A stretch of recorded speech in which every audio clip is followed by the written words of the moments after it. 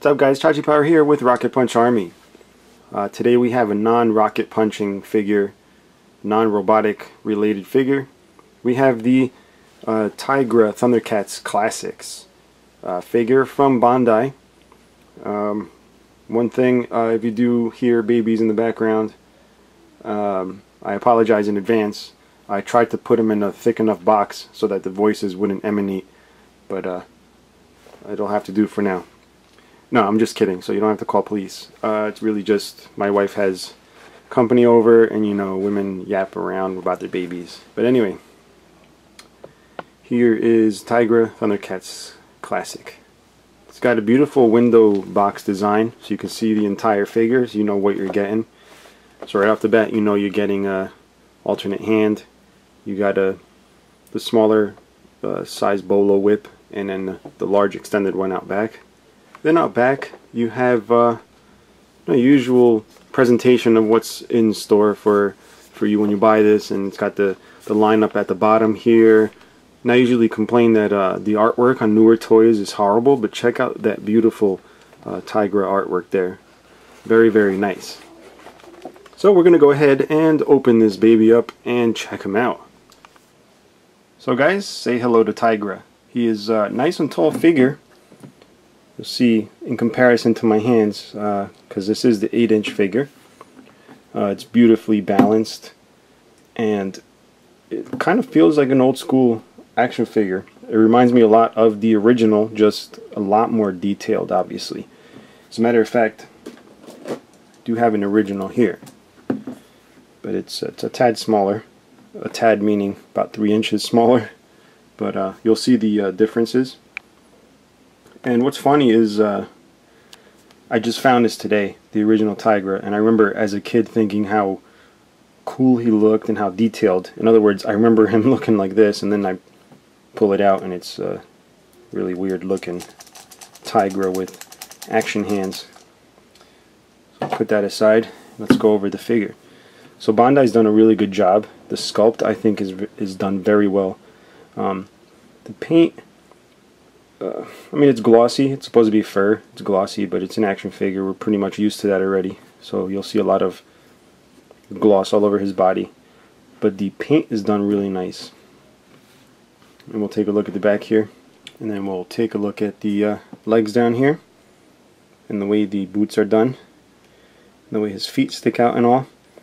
And there was a complaint with the SDCC Classic Lino where the joints on the legs were not painted. This sort of has that problem here on the wrists. You'll see the ball joint is blue instead of being flesh colored. Why? I don't know, but I'm sure Bandai has their reasons. If we take a look real close to his face, the sculpt is rather nicely done. You'll see the paint is very neat on it. One thing that does bother me just slightly is the neck is only painted up to that edge there, and then you see blue. So if you really look in there, you'll see that his neckline is a different color. Thundercats logo is done very nice on his chest. Now, before we even get into his weapons, I want to go into his articulation. So we're going to start off with the head. He has your base neck joint, which is a tad loose, but it will stay where you put it. Then he has the base of the head movement, which is not a lot, and out of the package right there, the hair was kind of eaten into his neck, so you want to look out for that. Then you got the shoulders, which go up like this, and it's got this type of swivel joint here, which are pretty nice and tight. Then you do have your upper bicep that's separate there to give you a nice movement there. The elbow is just a simple elbow, no double joints or anything. Double joint would have been nice, but you know, this is okay. Then you got your wrist on a ball joint, your hand, and then you got your waist, which only has this type of movement. There's no, you know, side to side. It's just front and back. Then you have your legs, which are also on a nice swivel there. Then you have your upper thighs, which turn here at the top of the thigh, and you do have a double jointed knee, which is pretty cool. And then the boot is actually separate from the leg, so you get some twist there, and then you got your ankle. So you only have a forward and back movement of the ankle there. So naturally we're going to move on to accessories. He does have the short whip here. This is before the whip actually comes out of the handle. And then he has this here, which is actually two pieces. And you simply just attach these two like so to create the whip action. And to use this, it comes with an alternate hand. So the alternate hand is in the closed position, thus allowing him to have open hands for other poses. So we'll go ahead and attach that. Simply pop that off, and hopefully this will go in easy. There you go. So now you have Tygra with his whip here. So if you have a nice stand for this guy, you can actually get some pretty good poses. Lots of movement, lots of articulation as I showed you.